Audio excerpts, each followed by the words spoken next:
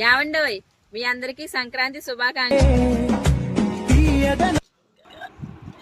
అదే ఏంటండి ఇప్పుడు సంక్రాంతి శుభాకాంక్షలు చెప్తున్నాను అనుకుంటున్నారా?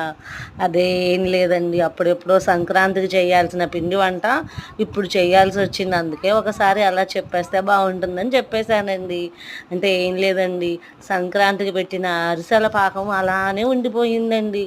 ఈరోజు అమ్మ ఏదో చూస్తూ గుర్తుకొచ్చి అడిగితే ఫ్రిడ్జ్లో వెతికితే ఉందండి, తీసుకొచ్చి ఏమీ లేదమ్మా, వీటితో పాకం ఉండలు చేస్తే బాగుంటాయి అని అందులో కొంచెం కొబ్బరి ముక్కలు చేసి కొబ్బరి ముక్కలు వేయించి కొబ్బరి ముక్కలు కలిపి అమ్మ పాకం ఉండలు చేసిందండి.